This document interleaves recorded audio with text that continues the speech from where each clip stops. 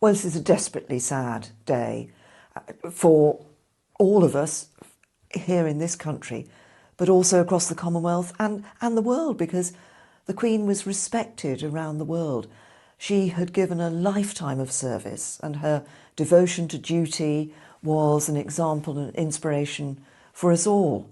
And as Prime Minister, of course, I was fortunate enough to be able to meet her in different circumstances, including in the weekly audiences, but also at Balmoral, and saw a more relaxed Queen. But I think we are all mourning the fact that somebody who was a constant in our lives has now passed away. And we must always remember that she wasn't just our Queen. She was a mother and a grandmother and a great-grandmother, and my thoughts and prayers are with the whole of the royal family.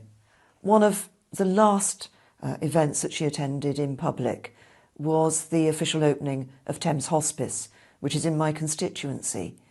And when she came in, there was just that wonderful sense from people of awe and respect. And when she spoke to people, you could see, their eyes lit up, and there was that great warmth that came across from her.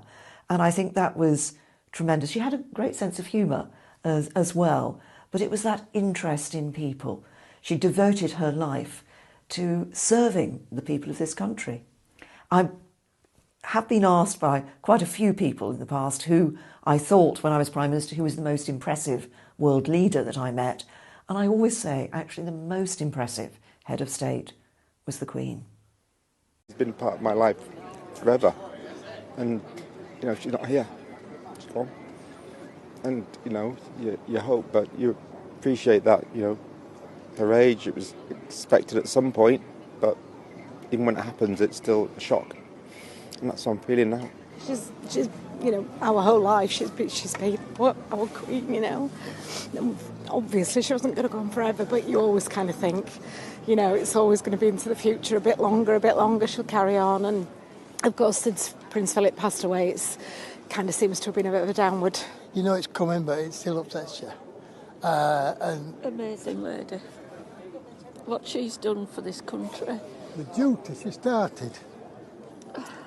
I'm absolutely shocked. I couldn't believe it. And I actually didn't think I would be upset, but I am, and I have no idea why. It's just I think she's just so in everyone's psyche now, so I'm not even a royalist, but I'm still really upset. It's like losing... There were several things that were very striking when you first entered into those meetings with Her Majesty. Firstly, they were very informal. The only two people in the room were Her Majesty the Queen and yourself, and a supporting galaxy of corgis who usually happen to be there, but absolutely no one else. And it was remarkably informal. One sat there and we talked, and there was nothing off the agenda. Everything was there that might be raised either by Her Majesty or by the Prime Minister.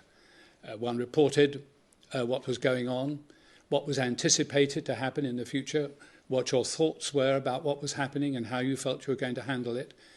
And the Queen would ask questions and she would comment. And she would refer to occasions in the past where she had seen similar events. And that was extraordinarily useful. Her historic memory for what had happened under past Prime Ministers was extraordinary, and a far longer historic memory than your civil service advisors. So that was often extremely helpful. And when it came to foreign affairs, there was almost no part of the world the Queen hadn't visited.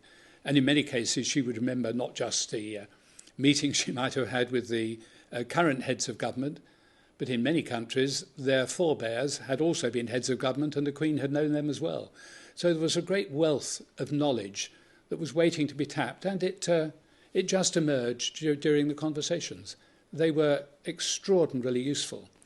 And of the many meetings you had in the week as Prime Minister, the hour plus that you usually spent with the Queen was among the most valuable.